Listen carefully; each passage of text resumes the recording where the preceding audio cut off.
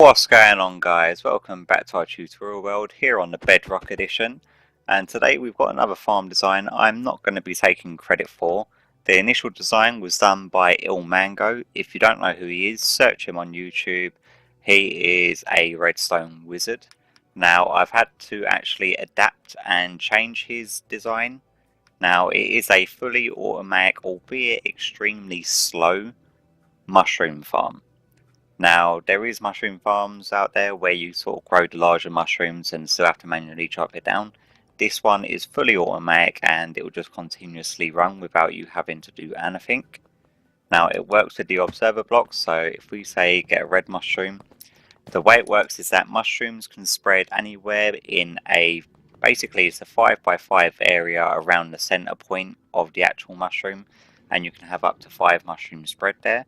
And red mushrooms don't count towards the brown mushroom cap, so you can alternate them, like 4 in a row each time.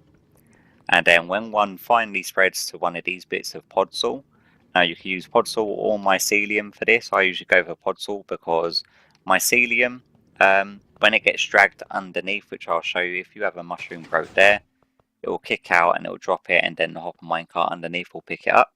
This is a very simple build, albeit very quite resource intensive, because it does require a lot of pistons and a lot of observer blocks, and it is an extremely slow farm.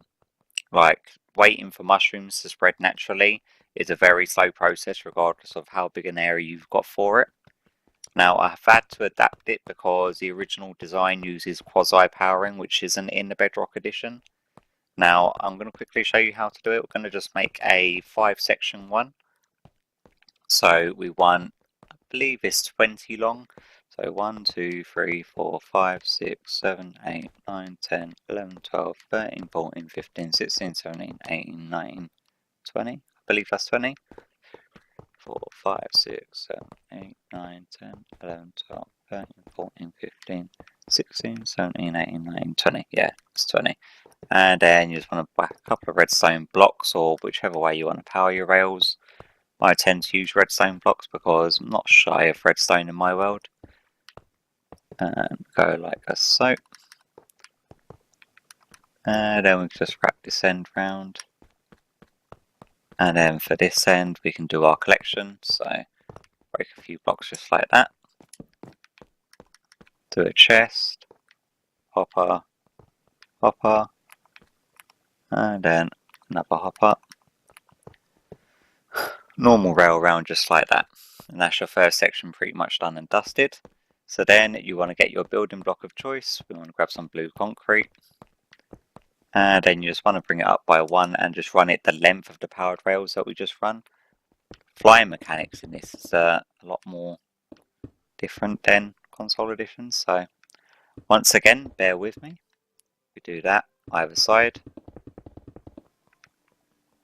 Is that all the way? And that. And all the way to the length of the powered rail. Beautiful. Then we want to get our sticky pistons, so let's get all of this other junk off our hotbar. Let's get stuff that we actually need. And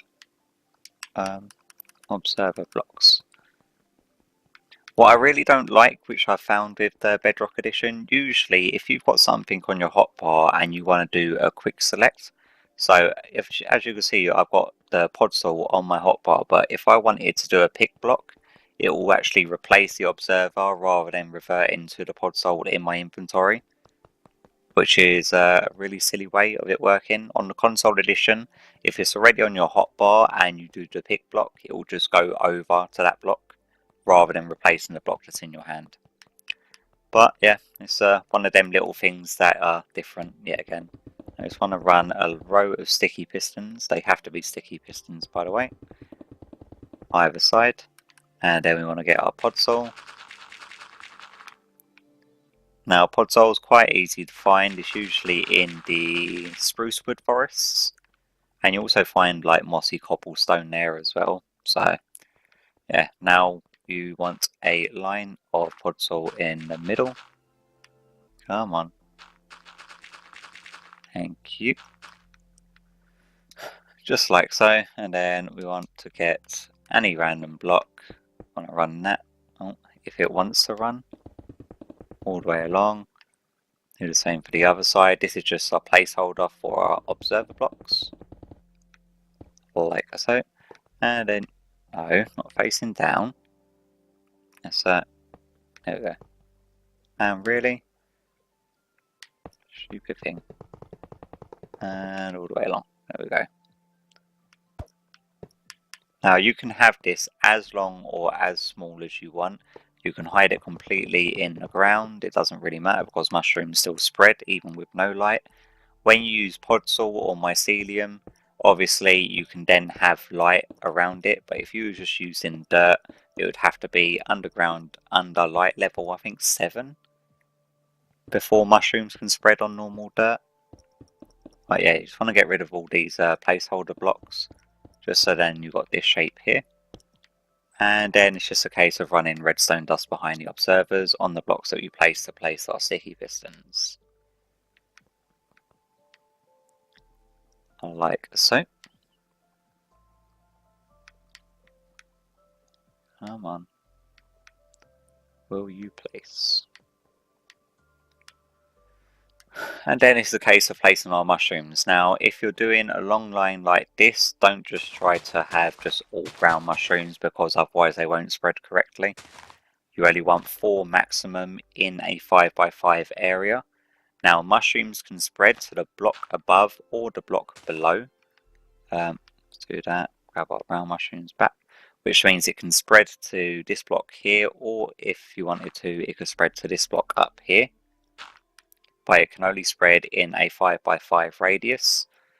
So if this was our center point, it can spread 1, 2 over this way, 1, 2 over this way, 1, 2 over this way, 1, 2 over this way, which will create a 5x5 area around it.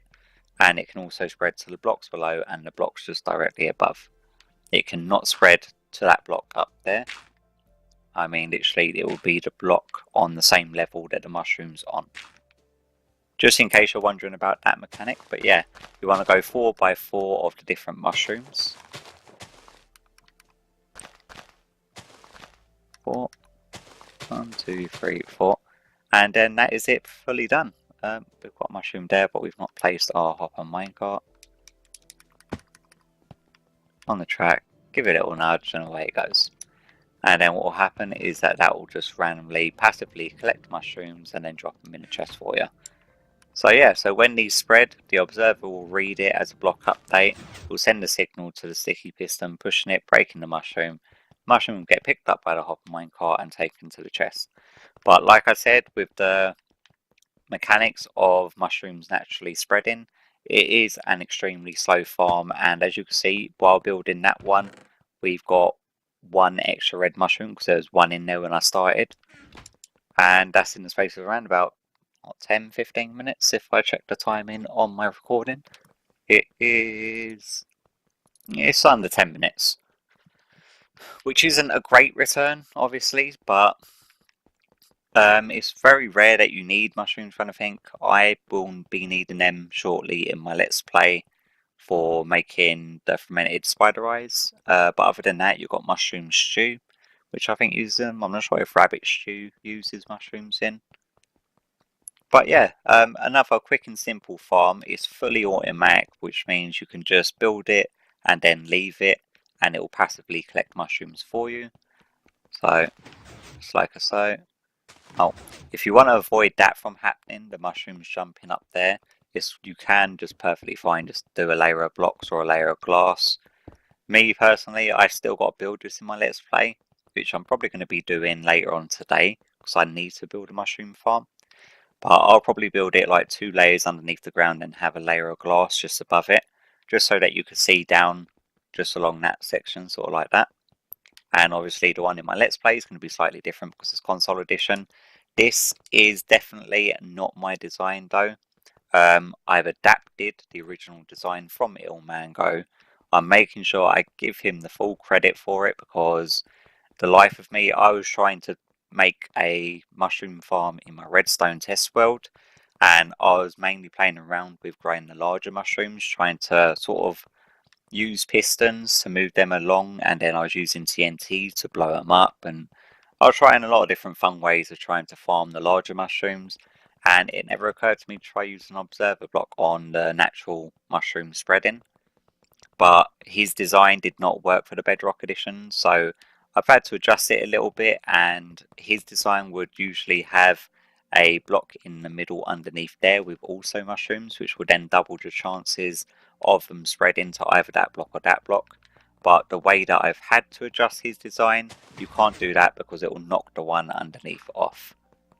And that is purely because of the way that the quasi powering does not work in the Bedrock edition.